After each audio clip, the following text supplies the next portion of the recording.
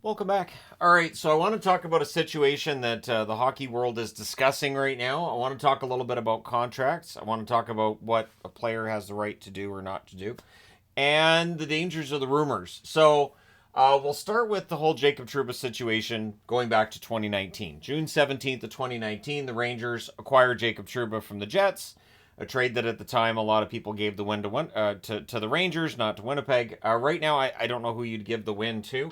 July 19th of 2019, he signs a 7-year contract with the New York Rangers. It has an $8 million cap hit through 2025-2026. And this is the thing, right? You sign these long-term contracts. At the time that they're signed, they look good. And then as time goes on, players get older. And in the case of Trouba, a physical defenseman, your body wears down a bit. And it does affect your play. And so he's found himself as likely third pairing for next season. So the Rangers would like to move on. But he had a full no movement clause from years 2 through 5.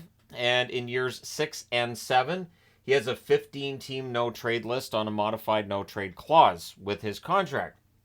So August 9th of 2022, he was named the captain of the New York Rangers. And again, things mostly positive for Trouba at that point in that market. Now, Trouba does play on the edge. Trouba does throw a lot of hits that people don't like and people want suspensions for. But generally speaking, he seems to know where that line is. Now, what's going on right now is that reportedly, and it's all reportedly, the Rangers trying to trade him, and they were going to trade him to Detroit. That was a conversation yesterday, and it didn't happen. So why didn't it happen? Well, reportedly, Detroit may have been on his 15-team no-trade list. So that's standard, right? If a team's on the no-trade list, you can't move them.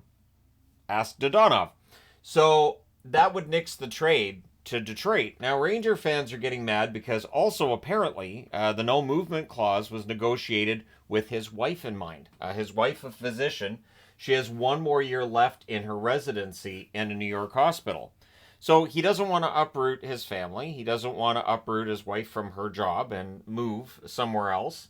And so he'd rather stay with the New York Rangers. And with the full no movement clause, he wasn't going to move from years 2 through 5. Her residency apparently was supposed to end in 2024. It's been extended for the one more year. And so, even though he has a modified no trade clause, he'd rather not move. Now, the New York Rangers have the option to send him to one of the 17 teams, or 16 teams, sorry. Obviously, he can't go to the full 32 because he's already on the Rangers. They can't trade him to themselves. But for the other teams not on the list, the other 16 teams, they could look to trade him there. Now, there's rumors, and they are just rumors, that he is telling teams that are not on the list that he won't report. So let's say he doesn't have Anaheim on the list. He's telling them, hey, I'm not showing up. Now, a team's not going to trade for a player that they feel isn't going to show up, because then you're going to be dealing with the contract termination. You don't want that. And before the contract termination, you've got this $8 million cap hit or less if New York does retain, and there was talks of them retaining 25% of the contract yesterday. So it's possible they retain 25%, but force a team into a position where they have to A, absorb that cap hit, and then B, end up terminating the contract when he refuses to report. So the question then becomes, is he being selfish? I mean, by the virtue of it, he's just trying to look after his family, and I don't consider that necessarily to be overly selfish. Plus, the no movement clause, if he put Detroit on the no movement clause, if that's one of the 15 teams, that's within his rights too. I've never understood this, and I've seen people online saying, well, he's not playing up to his contract. NHL contracts don't work like that. We've talked about that before, and whether or not you should be able to terminate a contract and say he's not living up to that contract. And maybe in the next CBA, they try to bring something like that in. The NHLPA, I would think, would say no. But at this point in time, you do not have a way to deal with a player who's not living up to their contract other than trading them. And in this case, if he has blocked a trade to Detroit, that's within his rights to do so. I still think Trouba can be a useful third pairing defenseman. Is he worth $8 million? No, I'm not going to pretend that he is. But then the question becomes, was he worth the $8 million when they signed it in 2019? And that's where things get a little bit trickier, because I would say borderline, back in 2019 that you can make that argument, but this is part of the reason why, and I've said this for years, I think a 4-year contract is perfect. I think 4 years is a perfectly reasonable contract for a player and for a team.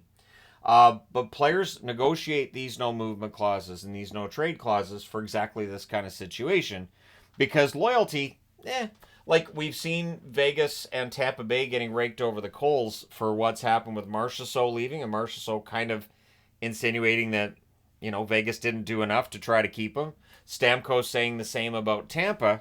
So there's a lot of, teams aren't being loyal enough. And then when a team tries to trade a player and a player says, look, I'm just exercising my clause here that allows me to block trades to certain teams, fans get mad. But we don't want that. So it seems like it's an inconsistent message that we get. Sometimes with media as well, that can be inconsistent. I've definitely seen some articles that really make it sound like he's being really selfish here, and no. Again, the rumors that he's telling teams not on the list he won't report, I don't necessarily buy that. Now, does that mean he's not doing it? No. And there's precedence for this too. Randy Gregg, back in the 80s, was placed on waivers by the Edmonton Oilers. And before he was placed on waivers, Randy Gregg personally let every team in the NHL know, if you claim me on waivers, I am not going to report. I'm a doctor, I have a practice, and I'm not stepping away from my practice. Do not claim me on waivers. At which point Pat Quinn went, let's claim Randy Gregg. And he claimed Randy Gregg on waivers. Remember, because I was in school the next day going, what are the Canucks thinking? He already said he won't report. So there is an ancient precedent, sure, but it's still there. And we've seen players do that before, and he didn't. Randy Gregg picked up, he did not report to the Canucks that first year. Eventually, he did join the Canucks, and eventually it turned out to be a really smart stroke of genius for the Canucks because Randy Gregg was one of those veteran blue liners who helped take a team that had been a loser in Vancouver for a long time and turn that around. Now, if in this case, Trouba, and I understand the difference being Randy Gregg was a doctor, and in this case, Jacob Trouba's married to a doctor, but it's a very similar situation of, I don't want to leave New York because... So while I understand Ranger fans looking at his contract, and of course yesterday seeing all those deals getting signed by a lot of defensemen, and the fact the Rangers were shut out, in part because they weren't able to move Trouba, okay, but... For the Rangers, they're just going to have to work out a trade with a team that isn't on the list and find a way to make sure that he's going to report. So it's going to involve the New York Rangers working with Jacob Trouba and coming up with a solution. And hopefully this doesn't devolve into a he said situation and get worse. It absolutely could. But I would think that if the Rangers are really bound and determined not to have Trouba on the team, Trouba should sit down with them and find a way to work that out. I don't think a player wants to stay on a team where he's not necessarily wanted. So in the event that the Rangers really would rather just not have him there, again, I think there's a way to work that out. But it's going to involve the player sitting down with the team and figuring it out. And I know people get mad at the trade protection part of contracts at times. I've seen many players over the years get criticized by fan bases because players wouldn't waive. I remember when Dan Hamhuis reportedly wouldn't waive when the Canucks were trying to trade him way back when, and fans getting really angry with it. How dare you? How dare you? But that's why that no trade protection is there. That's why it's there, because players know they're just a commodity to general managers and owners, and they want to have some say in where they go and when. And so to me, that's all Trouba's doing here. And until we see something publicly from the team or from the player, it is just basically at this point really speculation on what's happening. And again, if he wants to wait one more year, that's absolutely within his rights to do so. And yeah, the Rangers are just going to have to sit and work it out. I'm guessing that they will, because again, I don't think Trouba's going to want to play on a team that is really actively trying to trade him and would rather move on from that contract. But they may not get the kind of return either that they want, because the team that makes that trade can then go to the Rangers and say, you have to trade him.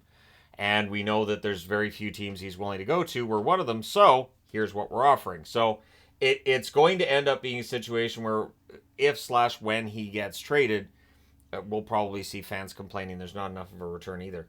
One of my favorite things in sports is when fans put down a player and this guy sucks and he's terrible and I wish we'd trade him.